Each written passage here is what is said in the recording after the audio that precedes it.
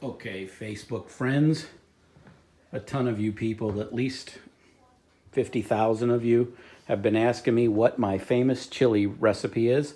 So I'm going to tell you. This is some fresh ribeye. Going to cut up that into little cubes and take a lot of that fat out. Then some 80/20 ground beef, an onion, some nice fresh garlic, and some chili beans. I like the different kinds of beans mixed.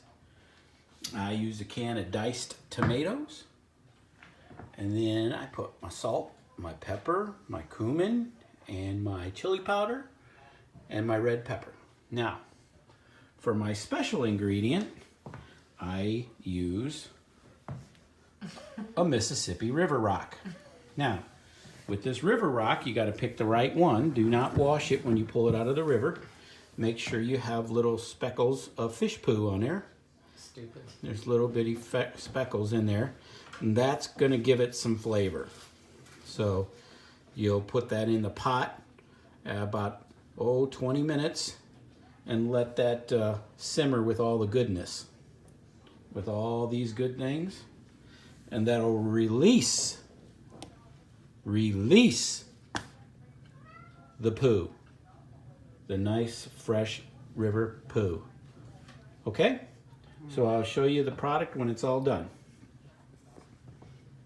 Bye-bye. After you boil the rock down, it turns into 4 or 5 little pieces. Your rock may be 6 or 8 pieces. It depends on the quality of the rock and the amount of fish poo that you have on it.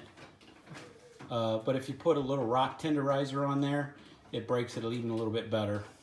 So that's what your rock should look like after about 20 minutes, 30 minutes of simmering. Okay. Bye-bye. This is the end product of my rock chili.